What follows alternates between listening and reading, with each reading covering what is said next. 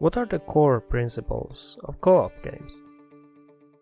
I remember one of my first games of Command & Conquer Tiberian Wars. I was playing with 3 friends of mine, who I usually play with, and they had played the game nearly as little as I had. I was playing GDI, 2 of them Nod, and 1 Screen. We were only playing against 1 Nod AI turtle on brutal difficulty, on a rather cramped, snowy map. We quickly found ourselves in small skirmishes with the AI that accumulated into defensive battles against stray but powerful mechs. I had focused some of my resources into a flexible air force. This came in handy when one of my friends, who had their base more exposed, ran into trouble with trying to reclaim his fallen mechs. Bombers would be easy to use against the enemy's slow mechs that had no air defenses. I was called on for my air force and rapidly deployed fire and fury on the enemy on all 3 fronts. This fit me naturally, as my base had no exposed front to the AI. I would reinforce wherever I was needed, but I could also feel the tug of the battle going against us, as I couldn't keep up with the ever need of bombing runs. We weren't gaining any momentum either, and after all, you don't win battles on the defensive. Which is why we thought it was a good idea to play against the turtle version of the brutal difficulty. Eventually, the AI developed its base to such a size that it now was in a entrenched position right outside our base's borders. And this is where it hit equilibrium, and the turtle mechanic considered even our mere presence on the map an attack on its base. It then proceeded to crush us, with the full force of an AI with more resources than God. We were utterly defeated. But there was some fun to be had regardless. Even though the 4 of us had lost the game to 1 AI opponent, we came away with a sense of cooperation and connection. Today, I thought we'd look at why that is. Like I said earlier, while I was pretending that I was being called in with a broken arrow code every time my friends named a target, there was a sustained feeling of cooperation. What could be the core elements that made me feel this way?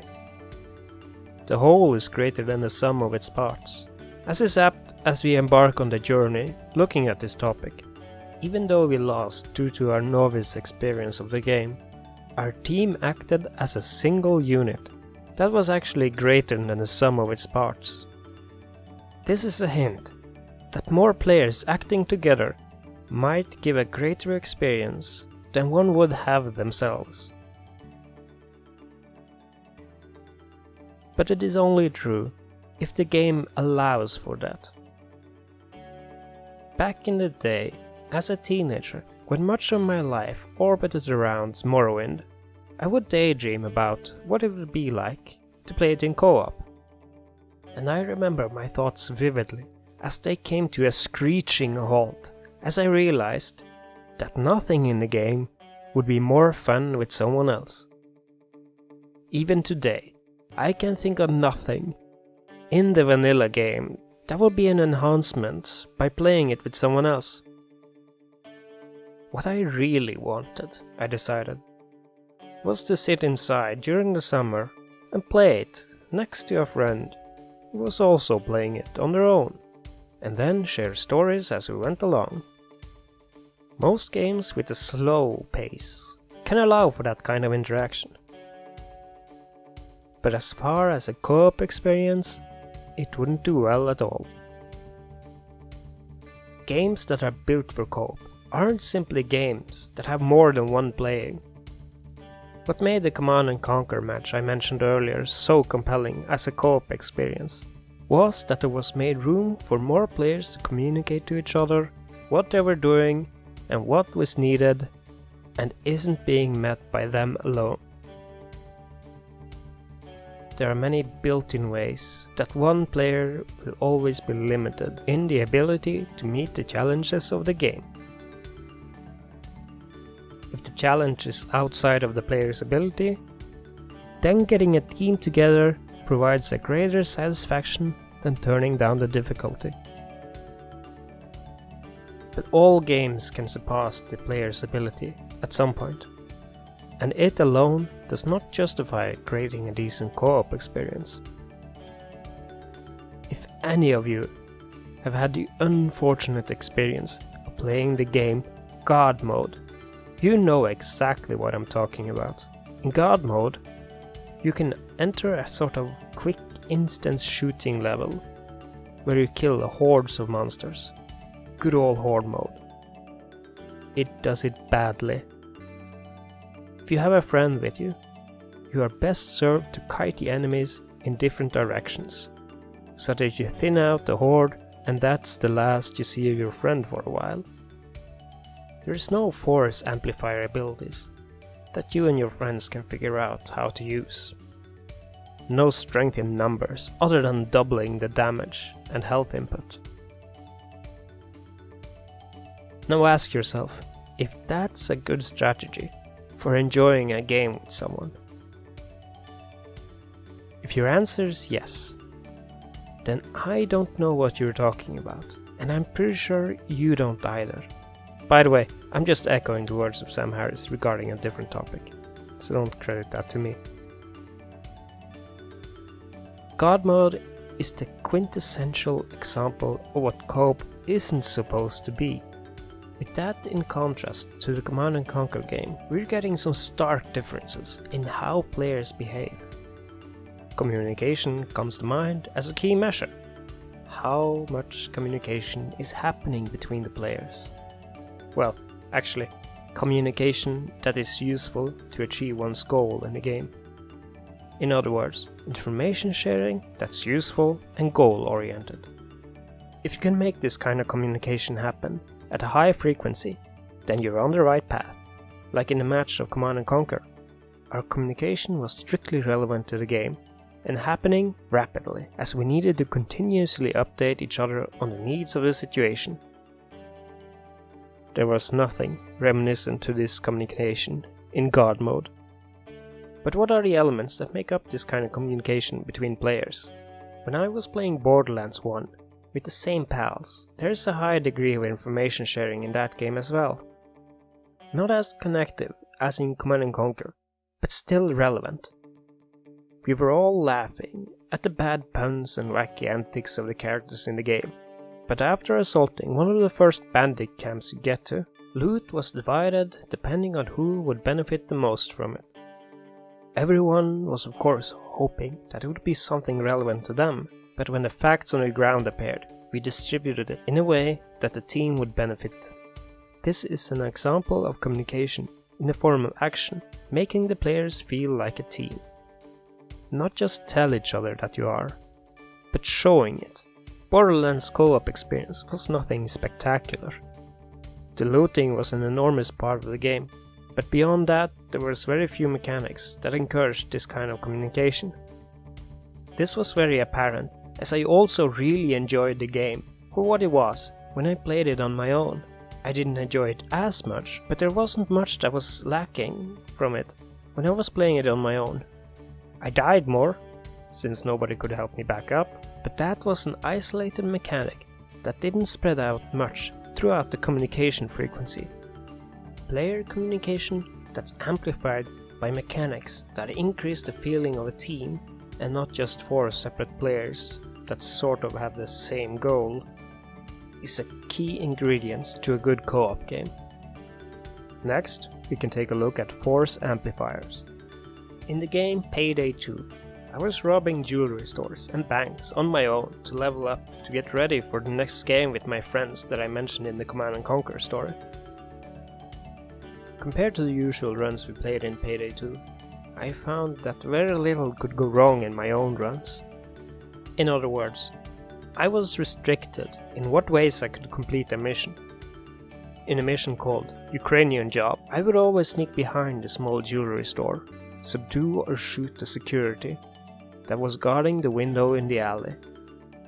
Then I snuck into the building, through the window, and hopefully picked the locks on the 2 safes that were in the back room to get the tiara, which was the primary objective.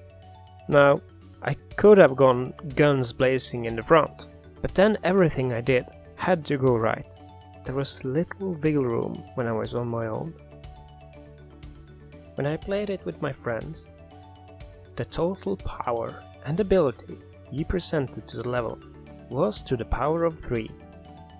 We could play it on the highest difficulty and handle things if they went south, and the amount of rewards we could get with the full team was also amplified. It's not just the fact that we were 4 instead of 1. Each of us could now complete the same task I would on my own, but faster and better, as our attentions were no longer bound up in having to cover and carry the bags of gold out of the bank vault. I was already being covered by my friend who kept the police pinned down in the lobby, and he would do it better than I would, simply because I would have to go back every time the Walmart drill stopped working. Piece of junk. And all this is before you start looking at how you can specialize each character to complete different aspects of a bank heist. The absence of anyone would have severely diminished our ability, so everyone felt like they were being useful to the whole team. Using force amplifiers that require communication between each player will increase each player's enjoyment of being on the team. On a quick side note, if you think that having 2 players required to call an elevator will satisfy this, then you need to go back and watch my What Makes Good Content video. Link in the description. There is some challenge to getting force amplifiers right. It needs to scale with difficulty.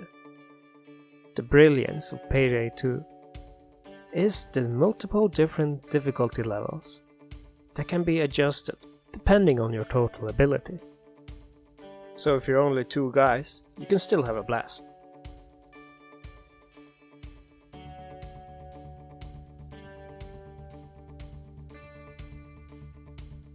The third and last principle of good co-op games deals with a human failing.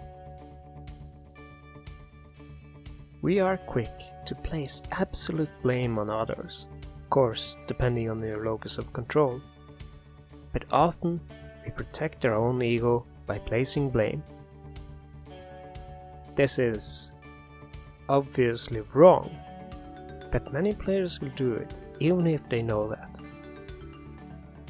In Guns of Icarus, you are flying an airship in combat with crewmen designated for tasks that they can do best.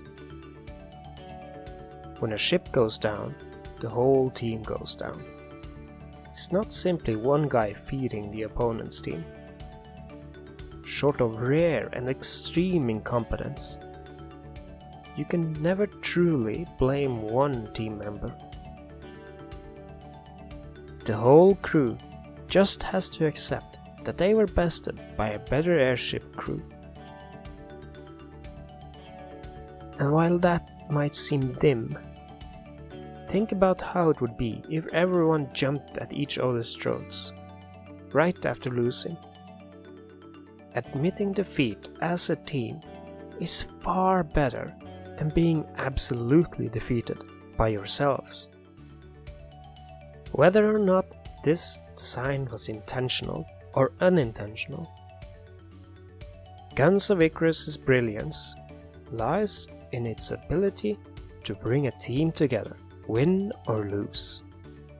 Even if you can get a co-op experience with proper player communication and force amplification that works, it means nothing if your team has no way to lose graciously. And that's perhaps the most difficult part in designing a co-op game. Ego truly is the enemy. I've been Frank. Farewell.